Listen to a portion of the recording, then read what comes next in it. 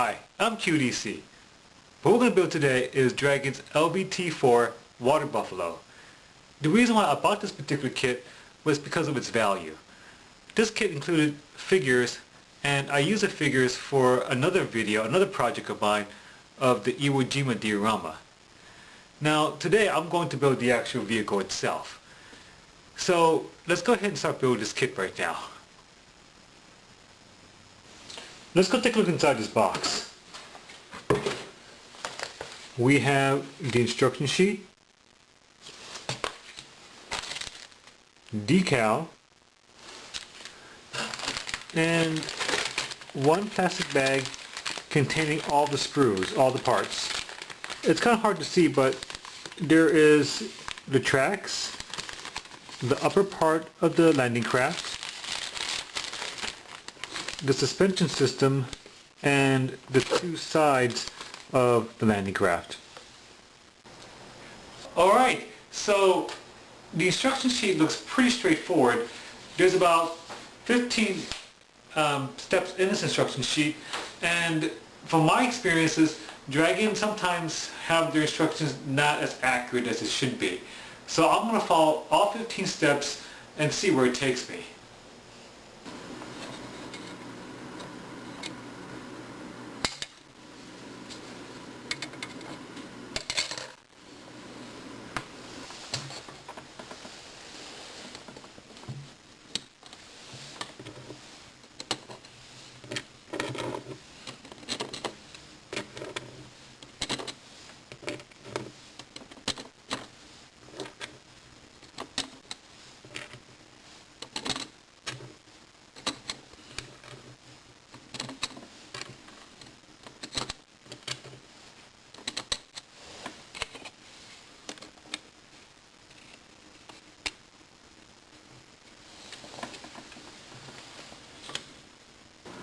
This Dragon kit, some of the parts are not perfectly flush.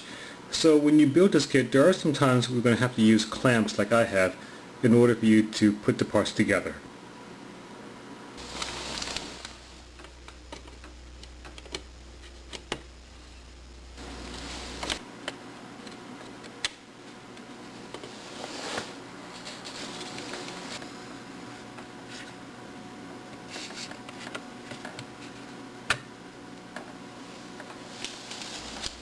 I'm going to glue the tracks together.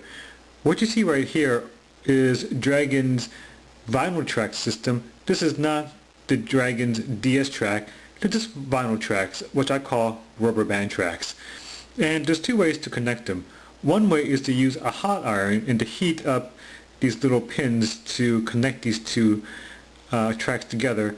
Or I could use glue, which I'm going to do. What I'm pointing at is epoxy glue, and I'm going to use the epoxy glue to glue those tracks together.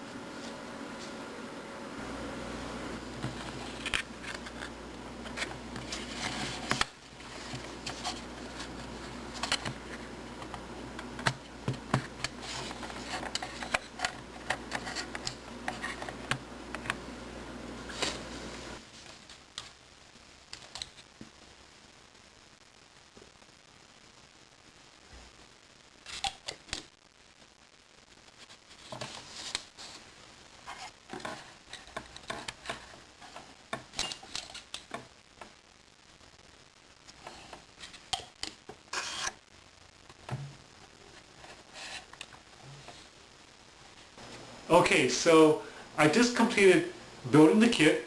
And now it's time for me to show you about my kit so far before painting. Take a look.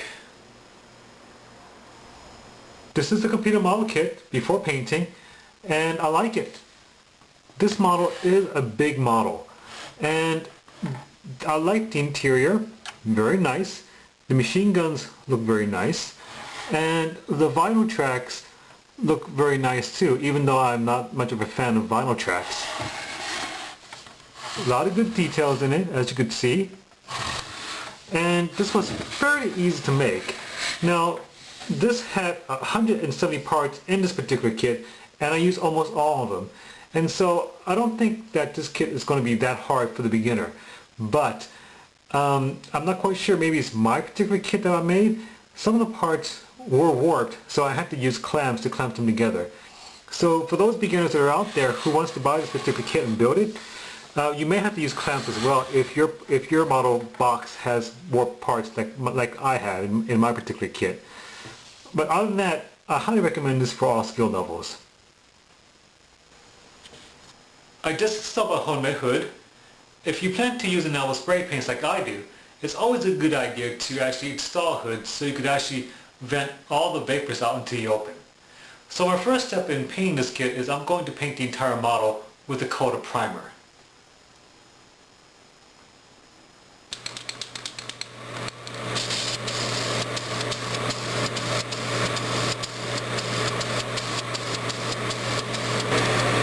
I want to give my model shadows, so I'm going to paint my entire model black.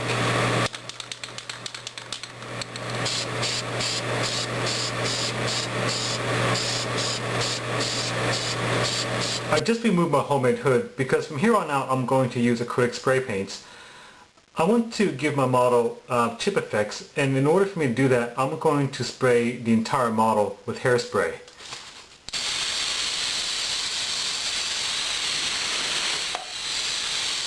It's time for me to paint the main color.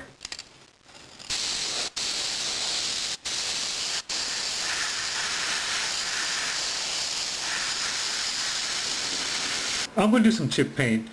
What I have in my hand is an old brush that has been dipped in water, and what I'm going to do is I'm going to scrub until I get chip paint, and just keep on doing it until I get the desired effect.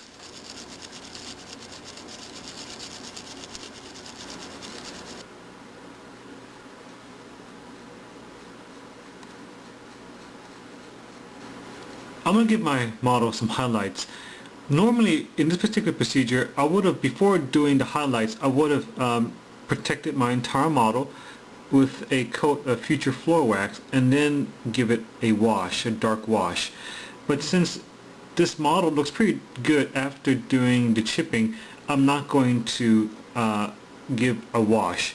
So I'm going to go directly to making highlights. So what you see right here is a lighter color of the main color, and what is dry brushing is that I'm just taking some of the paint from here, put onto my brush, take most of it out, and then very lightly put it onto my model to give it highlights.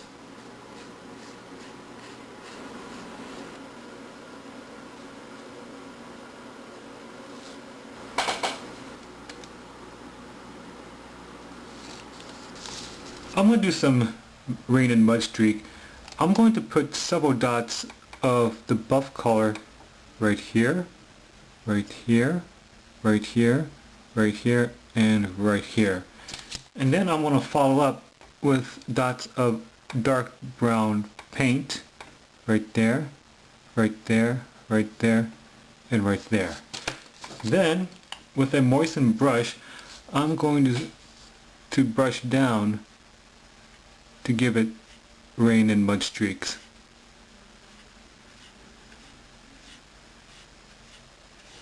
I'm going to add some mud effects. What you see right here is a dilution of yellow carpenter's glue and water, and what's right over here is a cup of tile grout that I bought at my local hardware store. And I'm going to apply the dilution of glue where I want the mud to be at. And then with this tile grout, I'm going to put it right on where I want the mud.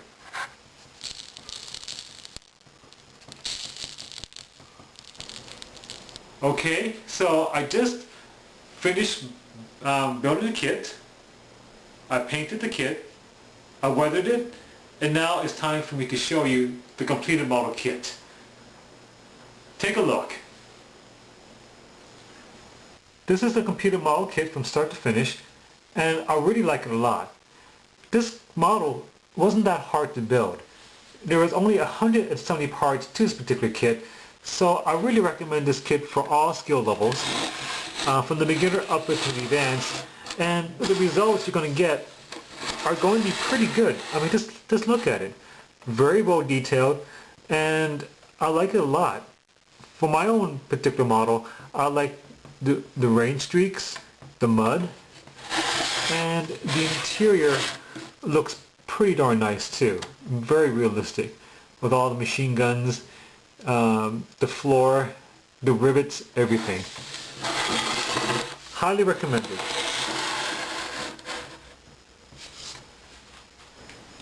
That completes this model kit.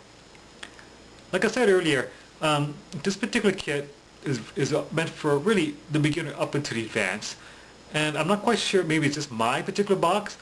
Some of the parts were warped, so I had to use clamps. What you're about to see next is a video slideshow of my entire completed model kit. But before I go, as always, just because I put this video here on YouTube, it doesn't make me a model kit expert. I am not an expert. I'm just a regular guy just like you. At the time of this recording, about a few days ago, there was a very famous Hollywood singer that just passed away. Her name is Patricia Marie Andrews. She's better known as Patty Andrews, and she belonged to a music group called the Andrews Sisters. Back in World War II, the Andrews Sisters raised the morals for both the United States servicemen and also the civilians in the United States. And Patricia Andrews, Patty Andrews, passed away a few days ago at age 94. So in the video, you could also hear the Andrews Sisters' most famous song called the Boogie Woogie Bugle Boy. So this video is partially in memory of Patty Andrews. I'm QDC. Thanks for watching, and please have a great day.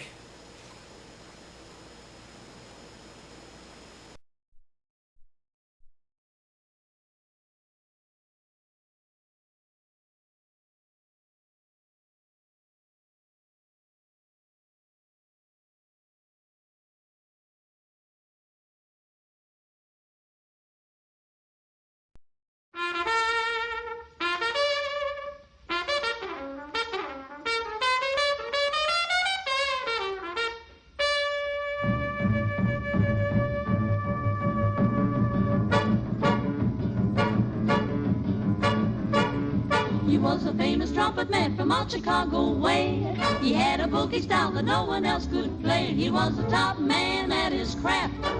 But then his number came up and he was gone with the draft. He's in the army now, a-blowin' reveille. He's the boogie woogie bugle boy of Company B.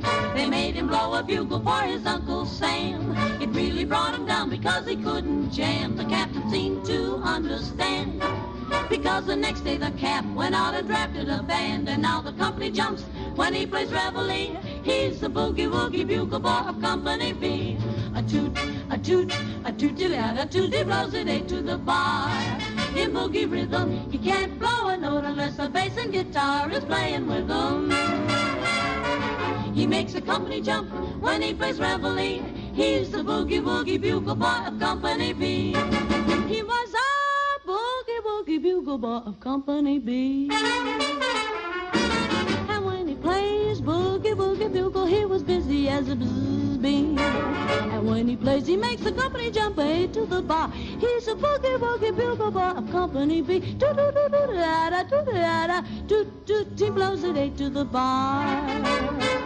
He can't blow a note if the bass and guitar isn't with him. And the company jumps when he plays reveille. He's a boogie woogie bugle boy of Company B.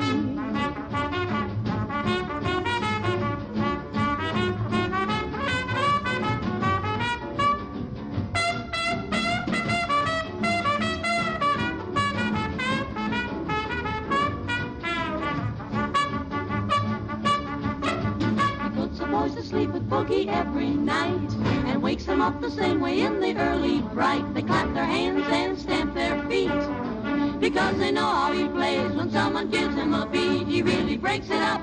When he plays reveille, he's the boogie woogie bugle boy of Company B.